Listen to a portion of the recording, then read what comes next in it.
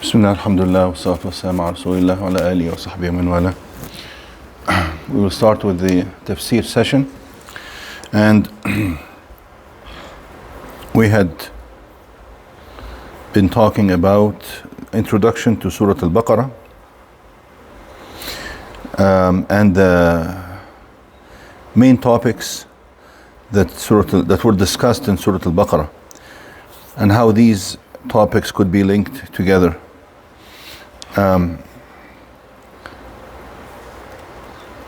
Some scholars consider Surah Al-Baqarah to basically discuss the main principles of Al-Islam and Iman,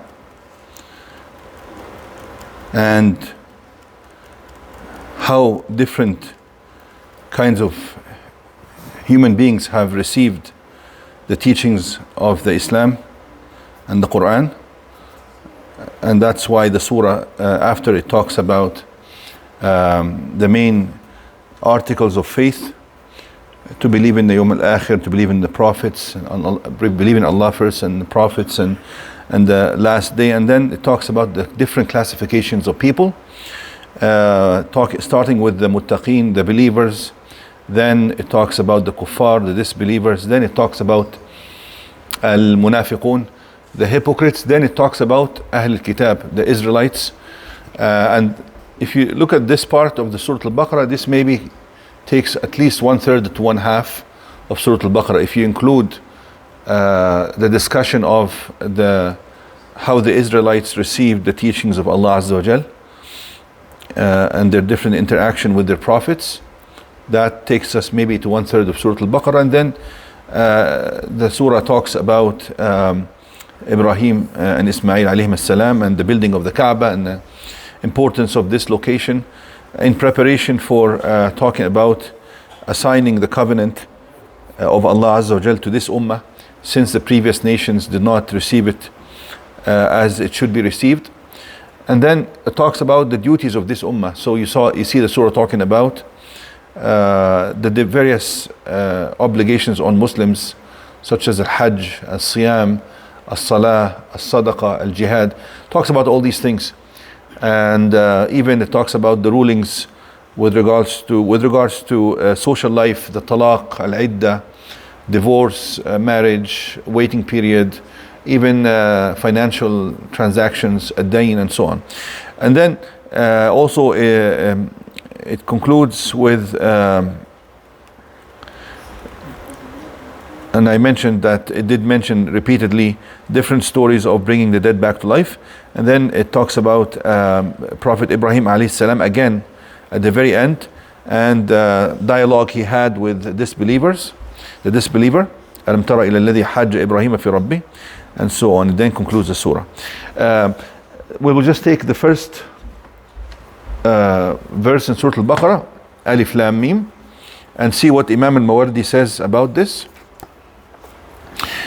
I think the good thing about this tafsir of al-Mawardi, that he collects the different sayings of different, like if there's a word or a verse or a meaning, he would bring to us if there's a hadith on it, or if there's a saying of the Sahaba or the successors of the Sahaba and the various scholars. He says Alif Lam Mim. The Mufassirun, the people who explain the Quran, have differed on the meaning of this Alif Lam Mim statement. It's actually a few letters. It is 3 letters. Alif Lam Mim. It's not a word that we could understand the specific meaning from. He says into 8 different opinions. I'll just read them to you quickly. He says some people said, such as Qatada or Ibn Jurayj, they said these are names for the Quran. Alif Lam Mim, names for the Quran, just like Al-Furqan, Al-Dhikr, Al-Quran. It's a saying. We just have to know it, whether it is this saying is correct or not. It was reported that very respected scholars have said it. الثاني هو إنه أسماء من السور من أسماء السور.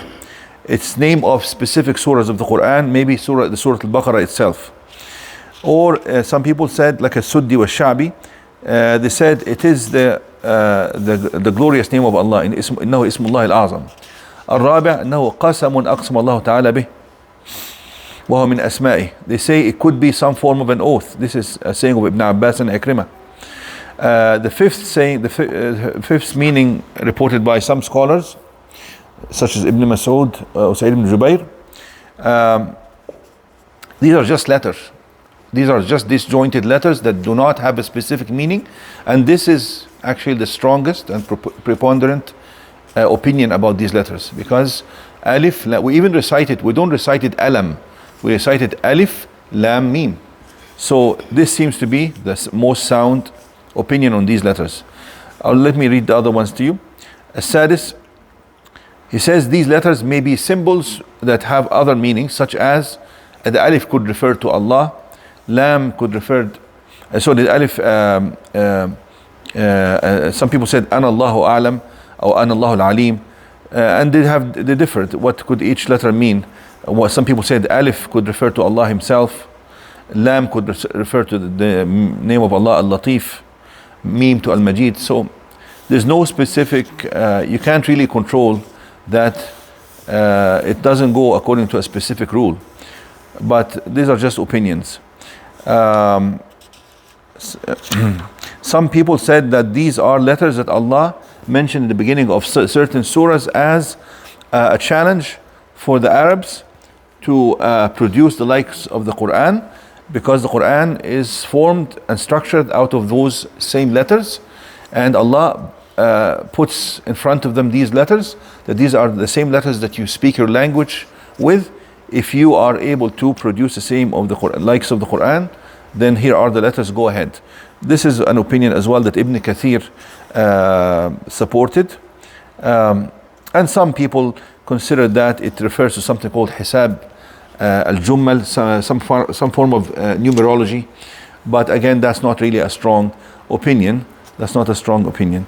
I think the two strongest opinion is that these are letters that we do not necessarily know the meaning of, and this is al-mutashabih, mutashabih al-Quran, meaning something that we are not certain about its meaning. It is a secret that Allah has placed in His book, and we can maybe say that Allah put it there at the beginning of certain surahs, because immediately after that or shortly after that Allah would refer to the Quran, alif lam mim ذلك الكتاب, in Surah Al-Imran, الله لا إله إلا هو ألف لام ميم الله لا إله إلا هو الحي القيوم نزل عليك الكتاب. You see it quite repeated in صاد والقرآن ذي الذكر.